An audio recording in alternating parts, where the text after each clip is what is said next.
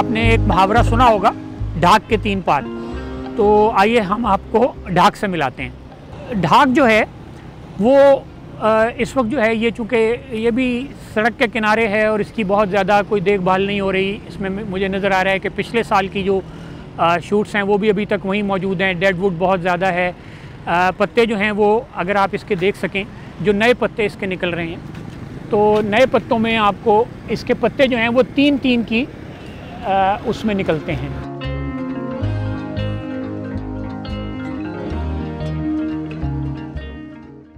ये वो ढाक के 3 पात हैं जिनका हमें जो मुहावरा हम बार बार सुनते रहे हैं। तो ये ढाक का पेड़ है। इसके फूल की तरफ आइए। इसका फूल जो है वो नेक्टर फील्ड होता है और बहुत ही मीठा रस इसके अंदर मौजूद है।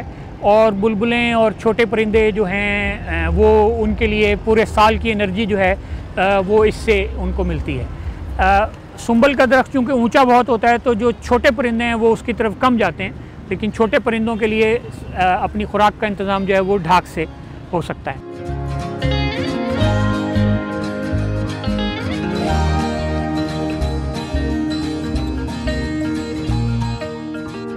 ये ढाक का फूल है, बहुत ही मुनफरिद और बहुत ही चमकीले रंग का, और ग़ालिबन इसकी यही कलर और चमक जो है वो परिंदों को खींच लाती है। और इसके इस कप में जो इसके नीचे मौजूद है वो नेक्टर होता है जिसे परिंदे अपनी बारीक चोंच से चूस लेते हैं।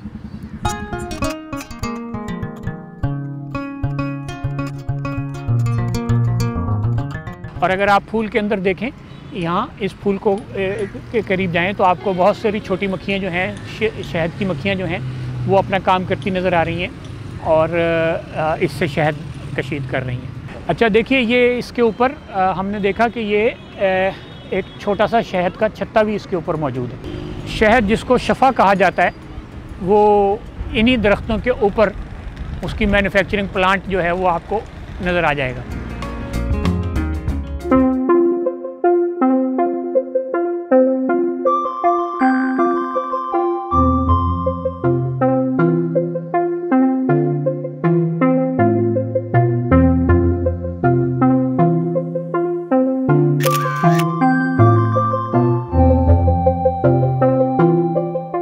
देखिए, हम बहुत दूर से बेर का ये दरख्त देखने के लिए आए हैं, क्योंकि बेर और दूसरे फलदार दरख्तों के साथ एक अलमिया ये है कि जब उन पे फल आता है तो लोग उनके ऊपर बहुत ही बेरहमी से टूट पड़ते हैं और बेर तो तोड़ते ही हैं, उनकी शाखें भी तोड़ देते हैं। ये जुल्म किन्ने कीता है? ये हनेरी दा ते तोड़िया नहीं लगता। हाँ, अच्छा अच्छा।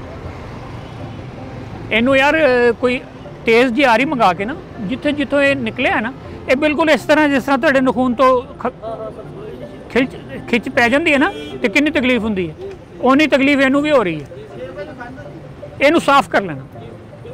हाँ, अब बेर चूँकि ये ऐसी जगह पर है जहाँ पे ठेकेदार जो हैं वो उसके नीचे बैठते हैं और वो उनके लिए एक रेस्टिंग प्लेस का काम कर रहा है, तो ये काफ़ी संभाला हुआ बेर है। और इसकी आप देखें कि इसकी जितनी ऊंचाई है उससे ज़्यादा इसका फैलाव जो है वो अतराफ़ में है। और अंदर से भी अगर आप इसका वो देखें तो ये बेर का जो एक दरख्त का जो एक करैक्टर है, ये उसका रिप्रेजेंटेटिव है, ये उसका नमूना है। ये बेर का दरख्त ऐसा होता है, अगर वो वाइल्ड में हो या ह्यूमन इंटरफेरेंस से दूर हो तो फिर ऐसा होता है। इसके ऊपर बेबहा फल आता है। इस बेर के साथ भी सिर्फ एक चीज़ है कि इसको वक्त के साथ जो इसकी डेड वुड है उसको प्रून नहीं किया गया, जिसकी वजह से इसकी पत्तों की में इसके कमी आ गई है। इसके अंदर जो शाखें हैं उनके ऊपर पत्ते कम हैं। अगर इसके डेड वुड को प्रून किया जाए तो ये भी एक भरपूर दरख्त में कन्वर्ट हो सकता है, लेकिन फिर भी ये बहुत सारे दरख्तों से ज़्यादा बेहतर और संभाला हुआ दरख्त इस वक्त महसूस हो रहा है। और अब इसकी अगर आप लकड़ी को देखें तो ये लकड़ी जो है वो अंदर से सुर्ख होती है और बहुत मजबूत होती है, फर्नीचर के लिए बहुत अच्छी है। और इससे गो के हम तो इससे बहुत ज़्यादा इस्तेफ़ादा नहीं करते, लेकिन दुनिया में बेर के दरख्त से फर्नीचर और हैंडीक्राफ्ट बनाए जाते हैं। और इस पे भी आपको परिंदे बहुत बड़ी तादाद में मिलेंगे। इस वक्त भी हालांकि ये बिल्कुल चौक है और ट्रैफिक का बहुत शोर है, उसके बावजूद आपको इसके अंदर परिंदे जो हैं बैठे हुए नज़र आ जाएंगे। और वो परिंदे इसके ऊपर आएँ भी क्यों ना, इसके ऊपर उनके खाने के लिए बहुत कुछ मौजूद है, उनको रेस्ट करने के लिए, घोंसला बनाने के लिए जगह मैसर है। बेर की बहुत सारी किस्में हैं, लेकिन ये जो बेर है ये हमारा देसी बेर जिसको हम कहते हैं। इसके अलावा इसके हाइब्रिड्स भी हैं जिनके फल का साइज़ 2 से 3 इंच बड़ा और 1.5-2 इंच चौड़ा भी हो सकता है, और बहुत सारे हाइब्रिड और इसकी किस्में बनाई गई हैं। लेकिन ये हमारा एक देसी बेर है। बेर को जो बोटानिकल इसका नेम है वो उसको हम कहते हैं ज़िज़िफ़स, इसकी फैमिली है, और ज़िज़िफ़स मोरितानिया जो है वो इसका बोटानिकल नेम है। लेकिन इसका एक ईरानियन स्पीशी भी है जो इसकी सब स्पीशी थोड़ी फ़र्क है। उस बेर को हम उन्नाब के नाम से जानते हैं, और वो हमारी हिकमत में बहुत ज़्यादा इस्तेमाल होता है। और खुश्क बेर जो है वो भी हमारी हिकमत में बहुत ज़्यादा इस्तेमाल होता है। उन्नाब का शरबत तो हकीमों ने बना रखा है जो दवा के तौर पे इस्तेमाल होता है, लेकिन हमने अभी तक कोई पॉपुलर ड्रिंक बेर से नहीं बनाया जो इतनी न्यूट्रिशियस चीज़ है। पता नहीं हमारे फूड टेक्नोलॉजिस्ट जो हैं वो इसकी तरफ तवज्जो क्यों नहीं करते। ये विटामिन सी में सिर्फ अमरूद से नीचे है, बाकी तमाम फलों में विटामिन सी की मिकदार जो है वो बेर से कम होती है। और बेर जो है वो इंतहाई न्यूट्रिशियस, और इसको गरीबों का सेब भी कहा जाता है। यानी जो कुछ लोग सेब से हासिल करते हैं वो गरीब आदमी बेर से हासिल कर सकता है। और इसके ऊपर जो फल है, अगर एक दरख्त का फल निकालें तो वो मनों में होता है, बेशुमार होता है। इसकी इकनॉमिक वैल्यू जो है वो फल के अलावा भी है। जो शहद की मक्खियाँ बेर के दरख्त से जो शहद कशीद करती हैं, वो शहद में यानी तमाम शहदों में सबसे ज़्यादा आला तस्वुर होता है और सबसे महंगा बिकता है। मैंने इसे कराची की सड़कों पर भी उगे हुए देखा है, जहाँ पे ज़मीन जो है वो और पानी जो है बहुत नमकीन है।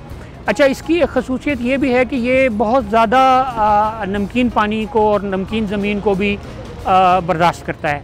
इसकी जिसको हम टेक्निकली सॉल्ट रेजिस्टेंस कहते हैं, वो बहुत ज़्यादा है, और ये बहुत ज़्यादा भारी ज़मीनों के अंदर भी पनपता है, रेगिस्तान में पनपता है। ये 0 डिग्री सेंटीग्रेड के टेम्परेचर पे भी उग जाता है, और हमारे चोलिस्तान के सहरा में भी कसरत से पाया जाता है। हिमालय के यानी फुट हिल्स से लेके और नीचे तमिलनाडु तक हर जगह पूरे बरसगीर में इसको, और इधर सिंध से लेके और बंगाल तक आपको हर जगह ये नज़र आएगा।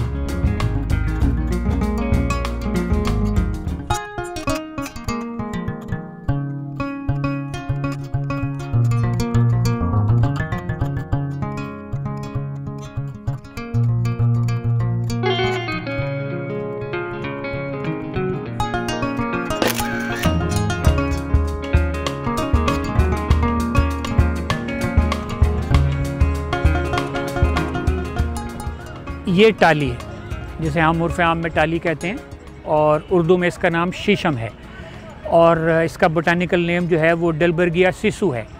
इसे इंडियन रोज़वुड भी कहा जाता है। ये फर्नीचर के लिए सबसे बेहतर समझी जाने वाली लकड़ियों में से एक है, और अगर इस दरख्त को इस वक्त हम देखें तो बाहर में इस पे फूल खिले हुए हैं। टाली के फूल जिन्हें आम तौर पर हम बिल्कुल कंसिडर ही नहीं करते, और आपको इसके नीचे भी बिखरे हुए नज़र आएंगे ज़मीन पर। तो टाली के जो फूल हैं बुनियादी तौर पे जो हमारी गंदम चिड़िया है उसका मन भाता खा जाएं, और वो पूरे साल की एनर्जी जो है वो इससे, और इसकी प्रोटीन की ज़रूरियात जो इसके ऊपर सुंडी बारीक बारीक सी सुंडी एक इस पे आती है फूलों के ऊपर, वो हमारी गंदम चिड़िया खा के अपने साल की पूरी एनर्जी जो है वो स्टोर करती है। तो ये हमारी जो चीज़ें हैं, ये हमारे जितने भी इकोसिस्टम की चीज़ें हैं, ये सब एक दूसरे को सप्लीमेंट करते हैं। परिंदे इनके ऊपर डिपेंडेंट हैं, ये परिंदों पर डिपेंडेंट हैं, और हम इन दोनों पर डिपेंडेंट हैं, लेकिन हम शायद इस बात को भूल गए हैं।